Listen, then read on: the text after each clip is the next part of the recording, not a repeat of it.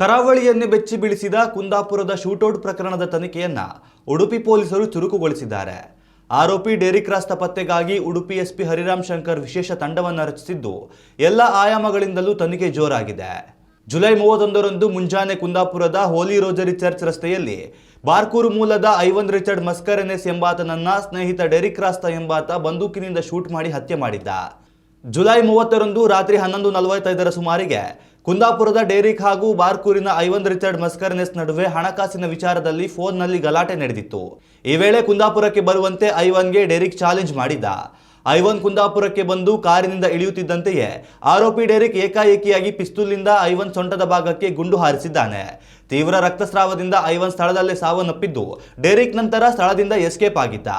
ಪ್ರಕರಣಕ್ಕೆ ಸಂಬಂಧಿಸಿದಂತೆ ಸ್ಥಳಕ್ಕೆ ವಿಧಿವಿಜ್ಞಾನ ತಜ್ಞರು ಶ್ವಾನದಳ ಕರೆಯಿಸಿ ತಪಾಸಣೆ ಮಾಡಲಾಗಿದೆ. ನಾಪತ್ತೆಯಾಗಿರುವ ಆರೋಪಿ ಡೆರಿಕ್ ಬಂಧನಕ್ಕಾಗಿ ಉಡುಪಿ ಜಿಲ್ಲಾ ಪೊಲೀಸರು ವಿಶೇಷ 3 ತಂಡಗಳನ್ನು ರಚಿಸಿದ್ದಾರೆ. ಶೀಘ್ರದಲ್ಲಿಯೇ ಆರೋಪಿಯನ್ನು ಬಂಧಿಸುವುದಾಗಿ ಹರಿರಾಮ್ ಶಂಕರ್ ತಿಳಿಸಿದ್ದಾರೆ. ಇನ್ನು ಮೃತಪಟ್ಟಿರುವ ಐವನ್ ರಿಚರ್ಡ್ ವಿರುದ್ಧ ಉಡುಪಿ ನಗರ ಪೊಲೀಸ್ ಠಾಣೆಯಲ್ಲಿ ರೌಡಿ ಶೀಟರ್ ತೆರೆಯಲಾಗಿದ್ದು, ಈ ಹಿಂದೆ ಪಿಟ್ಟಿ ನಾಗೇಶ್ ಪ್ರಕರಣದಲ್ಲಿಯೂ ಆರೋಪಿಯಾಗಿದ್ದಾನೆ. ಆದರೆ ಹಣಕಾಸಿನ ವಿಚಾರದಲ್ಲಿ ಇದೀಗ ತನ್ನದೇ ಸ್ನೇಹಿತನಿಂದಲೇ ಐವನ್ ಹತ್ಯೆಯಾಗಿದ್ದಾನೆ. ಹಣಕಾಸಿನ ವಿಚಾರಕ್ಕೆ ಕೊಲೆ ನಡೆದಿದೆ ಎನ್ನಲಾಗ್ತಿದೆ. ಹಣಕಾಸಿನ ಜೊತೆಗೆ ಇಬ್ಬರ ನಡುವೆ ಬೇರೆ ಯಾವುದಾದ್ರೂ ವ್ಯವಹಾರ ಇತ್ತ ಅನ್ನೋದು ಪೊಲೀಸರ ತನಿಖೆಯಿಂದಷ್ಟೇ ಸತ್ಯಾಂಶ ಹೊರಬರೋಕೆ ಸಾಧ್ಯ. ಅದು ಎಟ್ಟಿ ವಿಷಯದಲ್ಲಿ ಸ್ಟಾರ್ಟ್ ಆಗಿದೆ. ಮೊನ್ನೆ ಕಾಲ್ ಮಾಡಿ ಇವರು ಹೇಳಿದ್ರು, ನನಗೆ ಎಟ್ಟಿ ಬೇಕು, ಸೊ ಒಂದು 3 kg ಅಷ್ಟು ದುಡ್ಡು ಕೊಡ್ತೀನಿ ಅಂತ ಹೇಳಿದರು. ಕೊಡ್ತೀನಿ ಅಂತ ಹೇಳಿದಾಗ ಹಾ ಅಂತ ಹೇಳಿದರು. ಮತ್ತೆ ಫೋನ್ ಮಾಡಿದರೆ ಮಾರನೇ ದಿವಸ ಫೋನ್ ರಿಸೀವ್ ಮಾಡಿಲ್ಲ. ಮತ್ತೆ ಪುನಃ ಇವರೇ ಕಾಲ್ ಮಾಡಿದರು. ಅವ್ರಿಗೆ ಮಾಡಿದಾಗ ಕೊಡ್ತೀನಿ ಅಂತ ಬುಧವಾರ ಬಾ ಅಂತ ಹೇಳಿದರು. ಬುಧವಾರ ಬಾ ಅಂತ ಹೇಳಿದಾಗ ಬುಧವಾರ ಕಾಲ್ ಮಾಡಿದರು ಇವರು. ಬುಧವಾರ ಕಾಲ್ ಮಾಡಿದರೆ ರಿಸೀವ್ ಮಾಡಿಲ್ಲ. ಮತ್ತೆ ಅವ್ರು ಮತ್ತೆ ಪುನಃ ಕಾಲ್ ಮಾಡಿದಾಗ ಮತ್ತೇನು ಅವ್ರದ್ದು ವಾಪಸ್ ಏನು ರೆಸ್ಪಾನ್ಸೇ ಬಂದಿಲ್ಲ. ಮತ್ತು ನನ್ನ ಮೊಬೈಲಿಂದ ಕಾಲ್ ಮಾಡಿ ಮಾತಾಡಿದರು. ಆವಾಗ ರಿಸೀವ್ ಮಾಡಿದರು ಅವರು. ಇಲ್ಲ ನಾನು ಕೊಡ್ತೀನಿ ಹಾಗೆ ಹಿಂಗೆ ಮಾತಾಡಿದ್ರು. ಚೆನ್ನಾಗೇ ಮಾತಾಡಿದ್ರು. ಅವಾಗ ಏನು ಕೆಟ್ಟದಾಗ ಬೈದಿಲ್ಲ, ಏನೂ ಇಲ್ಲ, ಚೆನ್ನಾಗೇ ಮಾತಾಡಿದ್ರು. ಜಗಳ ಏನೂ ಆಗಿಲ್ಲ. ಆಮೇಲೆ ಪುನಃ ನಿನ್ನೆ ರಾತ್ರಿ ಕಾಲ್ ಬಂತು. ಡೆರಿಕ್ ಅವರೇ ಮಾಡಿದರು ಇವರಿಗೆ. ಕಾಲ್ ಮಾಡಿಕೊಂಡು ನಿಮಗೆ ಅಂದರೆ ಅವರು ಅದು ಫಸ್ಟ್ ಅದೇ ವಿಷಯದಲ್ಲಿ ಅಂದರೆ ಎಟ್ಟಿ ವಿಷಯದಲ್ಲೇ ಮಾತಾಡಿಕೊಂಡು ಜಗಳ ಮಾಡೋಕ್ಕೆ ಬಂದರು. ಅಮ್ಮಂಗೆಲ್ಲ ಬೈದರು, ನನಗೂ ಬೈದರು. ಇವ್ರದಕ್ಕೆ ನನಗೆಲ್ಲ, ನಮ್ಮ ಹೆಂಡತಿ ಮಕ್ಕಳಿಗೆಲ್ಲ, ಅಮ್ಮಂಗೆಲ್ಲ ಯಾಕೆ ಬೈತೀಯ ನೀನು, ನಾನು ಹಿಂಗೆ ಬೈದ್ನ ಅಂತ ಕೇಳಿದರು. ಆಮೇಲೆ ಇವರು ರ್ಯಾಶ್ ಆದರು, ಅವರು ರ್ಯಾಶ್ ಆದರು. ಅದಕ್ಕೆ ಅವರು ಹೇಳಿದರು, ಇವ್ರು ನನ್ನ ಗಂಡನೂ ಹೇಳಿದರು ಎಟ್ಟಿ ಬೇಡ ಏನು ಬೇಡ ಅಂತ ಹೇಳ್ಕೊಂಡು. ಮತ್ತು ಅವರು ರ್ಯಾಶ್ ಶುರುವಾಗಿ ನೀನು ಎಲ್ಲಿದ್ದೀಯ, ಅಲ್ಲಿ ನಾನು ಇದ್ದಲ್ಲಿಗೆ ಬಾ, ಲೊಕೇಶನ್ ಇದು ಮಾಡ್ತೀನಿ, ಹಂಗೆ ಹಿಂಗೆ, ನಿಂಗೆ ದಮ್ ಇಲ್ವಾ, ಕೆಟ್ಟದಾಗೆಲ್ಲ ತುಂಬ ಕೆಟ್ಟದಾಗೆಲ್ಲ ಬೈದಿದ್ರು. ಆಮೇಲೆ ಲೊಕೇಶನ್ ಹಾಕಿದ್ರು ಅವರು, ನಿಂಗೆ ದಮ್ ಇದ್ರೆ ಬಾ, ನೀವು ಒಬ್ಬ ಅಪ್ಪನ ಹುಟ್ಟಿದ್ ಬಾ, ಆದರೆ ಮಗ ಆದರೆ ಬಾ ಅಂತ ಹೇಳ್ಕೊಂಡು. ಆಮೇಲೆ ಇವರು ಹೋಗೋಣ ಅಂತ ಹೇಳಿದರು. ನಾನು ಬೇಡ ಅಂತಲೂ ತಡೆದೆ. ಇಲ್ಲಿ ಬಂದ ಮೇಲೆ 1 ನಿಮಿಷ ನೋಡಿಲ್ಲ, ಗಾಡಿ ಇಳಿದ್ಬಿಟ್ಟು ಹೊಡೆದ್ಬಿಟ್ಟು ಹೋದರು. ಅಮೌಂಟು ಅದು ಎಟ್ಟಿದೆ ಎಷ್ಟು ಅಂತ ನನಗೆ ಗೊತ್ತಿಲ್ಲ. ಅವ್ರು ಎಷ್ಟು ಮಾತಾಡ್ಕೊಂಡಿದ್ದಾರೆ ಏನು ಎಂತ ಅಂತ. ನೀವು ಅಲ್ಲಿ ಇಲ್ಲಿ ಬರುವಾಗ ಎಷ್ಟು ಗಂಟೆ ಆಗಿತ್ತು? ಒಂದು 2-3 ಗಂಟೆ.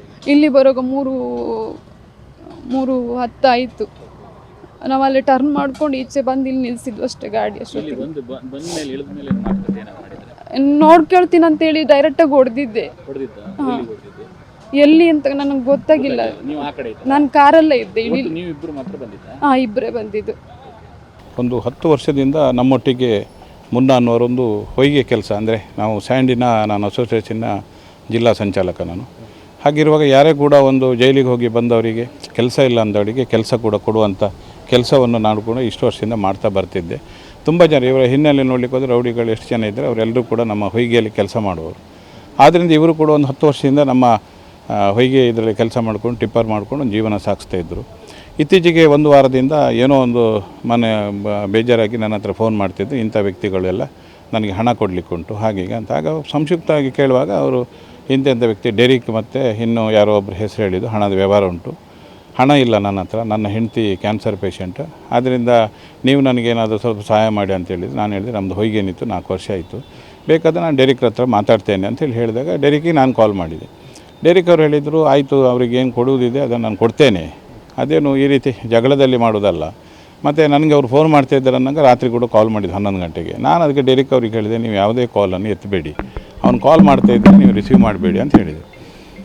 ಅದೇ ಸಂದರ್ಭದಲ್ಲಿ ಮತ್ತೆ 3 ಗಂಟೆ ರಾತ್ರಿಗೂ ಡೆರಿಕ್ ಅವರು ಕಾಲ್ ಬಂತು ನನಗೆ, ಇವ್ರದ್ದು ಐವನ್ ರಿಚರ್ಡ್ ಮುನ್ನಾ ಅವ್ರದ್ದು ಕೂಡ ಕಾಲ್ ಬಂತು. ಆ 2 ಕಾಲನ್ನು ನಾನು 3 ಗಂಟೆ ಆಗಲಿಕ್ಕೆ ಹೋಗಿ ರಿಸೀವ್ ಮಾಡಲಿಲ್ಲ, ಬಟ್ ನೋಡಿದ್ದೇನೆ. ಬಟ್ ಮತ್ತೆ ಬೆಳಿಗ್ಗೆ ನೋಡಬೇಕಾದ್ರೆ ಅವ್ರ ಹೆಂಡತಿ ಲಲಿತಾ ಅವ್ರು ಕಾಲ್ ಮಾಡಿ, ಈ ರೀತಿ ನನ್ನ ಗಂಡ ಈ ರೀತಿ ಇದಾಗಿದ್ದಾರೆ, ಡೆತ್ ಆಗಿದ್ದರು, ಏನಾಗಿದೆ ಅಂತ ಗೊತ್ತಿಲ್ಲ, ಇಲ್ಲಿ ಶವಗಾರದಲ್ಲಿ ಅವ್ರನ್ನ ಕರ್ಕೊಂಡು ಹೋಗಿದ್ದಾರೆ, ನಾನು ಚರ್ಚ್ ರೋಡಲ್ಲಿ ಇದ್ದೇನೆ ಅಂತ ಹೇಳಿದ್ದೆ. ಆಗ ನಾನು ಬಂದಾಗ ಇಲ್ಲಿ ನೋಡುವಾಗ ಆ್ಯಕ್ಚುಲಿ ಅವರು ಮರಣ ಹೊಂದಿದ್ದರು. ಆದ್ದರಿಂದ ಅವರ ಒಂದು ಜೀವನ ಅಂತೇಳಿದ್ರೆ ಯಾವರೊಟ್ಟಿಗೆ ವೈಷಮ್ಯ ಅವರು ಏನು ಇದೆ ಅಂತ ಅವರಿಬ್ಬರ ವ್ಯವಹಾರ ಏನಂತ ಗೊತ್ತಿಲ್ಲ. ಆದರೆ ಏನೇ ರೀತಿಯಲ್ಲಿ ಒಂದು ಬಾಳಿ ಬದುಕಬೇಕಂತ ಬ್ರಹ್ಮರ್ SI ಅವರು ಕೂಡ ಭಾಳಷ್ಟು ಅವಕಾಶ ಮಾಡಿಕೊಟ್ರು. ಮೊನ್ನೆ ಕೋಕಾ ಕೇಸ್ ಅಥವಾ ಏನೋ ಹಾಕೋದಿದ್ದರೂ ಕೂಡ ತಪ್ಪಿಸಿ ಅವನಿಗೊಂದು ಮನೆ ಕೊಟ್ಟು ಒಳ್ಳೆ ರೀತಿಯಲ್ಲಿ ಇರುವುದಿದ್ರೆ ಅಂಥೇಳಿ ಹೇಳಿದಾಗ ಅವರು ಕೂಡ ಅವಕಾಶ ಕೊಟ್ಟಿದ್ದು, ಬದುಕಲಿ ಎಲ್ಲಾದರೂ ಅಂತೇಳಿ.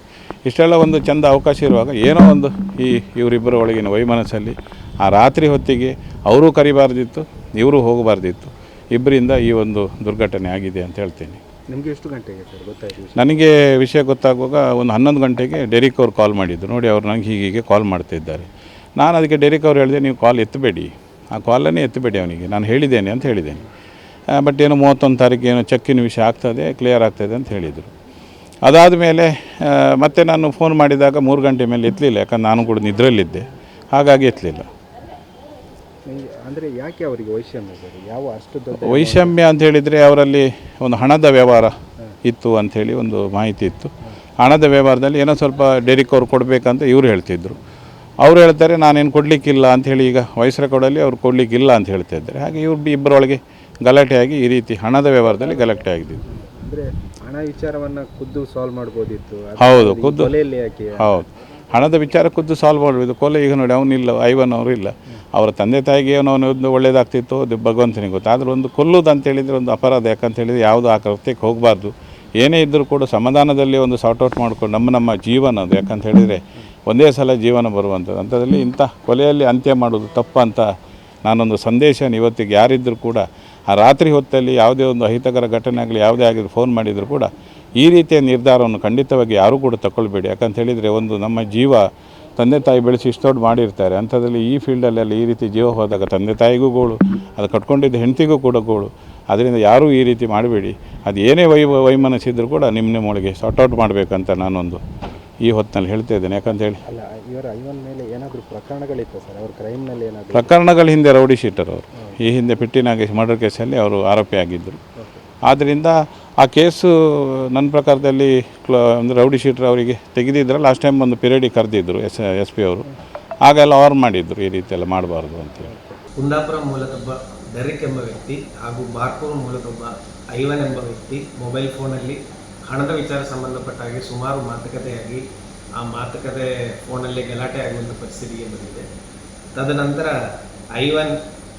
ಐವಾನಿಗೆ ಕುಂದಾಪುರದಕ್ಕೆ ನಿನಗೆ ಧೈರ್ಯ ಇದ್ದರೆ ಕುಂದಾಪುರಕ್ಕೆ ಬನ್ನಿ, ಇಲ್ಲೇ ಸೆಟಲ್ ಮಾಡೋಣ ಅಂತ ಹೇಳಿ ರಾತ್ರಿ ಡೆರಿಕ್ ಚಾಲೆಂಜ್ ಮಾಡಿದ್ದಾರೆ.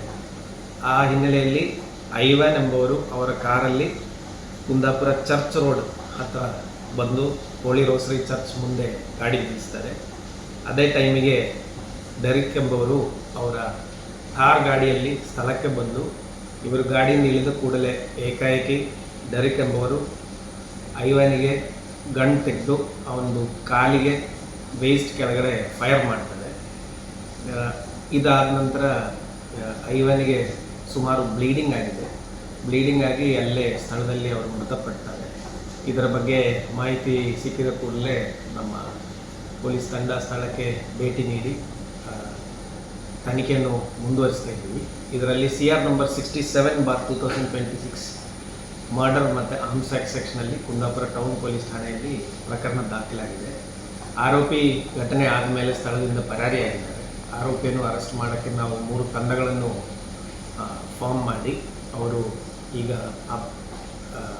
ಆರೋಪಿಯನ್ನು ಅರೆಸ್ಟ್ ಮಾಡುವ ಪ್ರಯತ್ನದಲ್ಲಿದ್ದಾರೆ. ಈ ಪ್ರಕರಣ ಸಂಬಂಧಪಟ್ಟ ಹಾಗೆ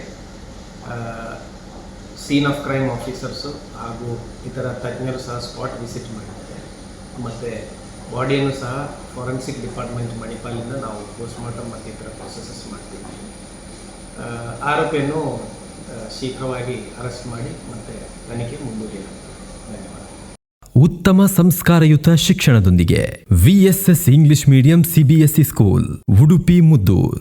ನರ್ಸರಿಯಿಂದ 10ನೇ ತರಗತಿವರೆಗೆ ಶಿಕ್ಷಣದ ಜೊತೆಗೆ 5ರಿಂದ 10ನೇ ತರಗತಿವರೆಗಿನ ವಿದ್ಯಾರ್ಥಿನಿಯರಿಗೆ ಉತ್ತಮ ಹಾಸ್ಟೆಲ್ ಸೌಲಭ್ಯವೂ ಇದೆ. ನಿಮ್ಮ ಮಕ್ಕಳ ಪ್ರವೇಶಾತಿಗಾಗಿ ಈ ಸಂಖ್ಯೆಗೆ ಕರೆ ಮಾಡಿ.